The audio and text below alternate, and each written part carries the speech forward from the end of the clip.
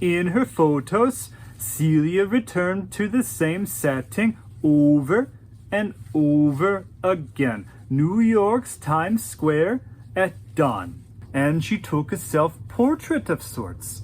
In her photos, she crosses Broadway where it intersects with 7th, and the electric blue sky stretches above both streets in between all of the buildings' rooftops. And Celia is somewhat distant under the Coca-Cola sign, but clearly visible.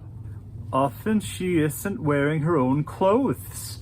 She dressed up, not in costumes per se, but in outfits that each projected a different kind of woman. A teenage girl in a field hockey uniform, a gray-haired boho chic Upper East Side woman, and so forth. And she swished these outfits in between shoots as quickly as possible because she wanted the weather, the light, the strangers to remain stagnant while she herself changed. Celia has chosen 4 of these photographs to display for the winter show. One of them finally said, "That, I guess it sounded like, The women had walked into Celia's stall and stared at the pictures for longer than Celia could stand. The one who didn't laugh said, "Oh, what's that?" And the other answered, "It's so obvious. Do you see it?" No, not yet. Do you see the central focus here? The void beneath the Coca-Cola sign? Oh my, very clever. And of course the photograph's square shape and how they're all hung in a square pattern. It all emphasizes that focus. Celia waited for them to explain themselves, and one of them said, "I don't know how I didn't immediately see the central focus." She's even made the sky appear almost like legs. Do you see them? In between the roofs of the buildings. They stretch right up to this void. Celia truly did not know what they talked about. Even when she could see what they saw, she still couldn't see what they saw. One of them turned to her and said, "You found a nice simple way to highlight the central core imagery in what is otherwise a very masculine landmark, a very successful feminist work."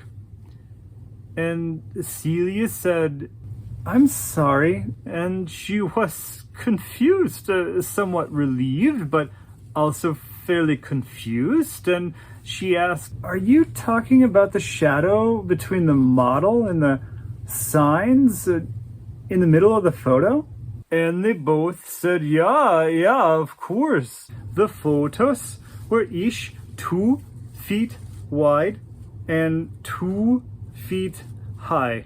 2 of them hung side by side, and the other 2 hung beneath those.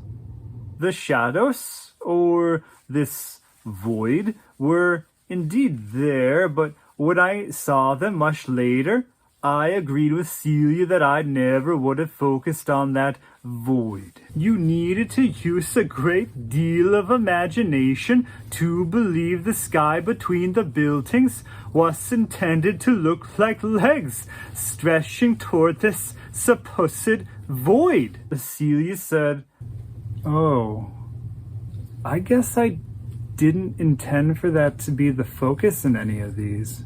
And one of them said, "Nonsense. What makes you and I the same was telling you to focus on that shadow." So Celia asked, "What makes us the same?" And she responded by saying, the yoni, dear. The yoni. Celia told me that she didn't believe she was united with these women through their vaginas. She felt that her vagina might not be like their vaginas. She didn't believe a work needed to incorporate the so-called central core imagery in order to be feminist. Then Rachel walked up to her and said something like, "I guess I hate women now."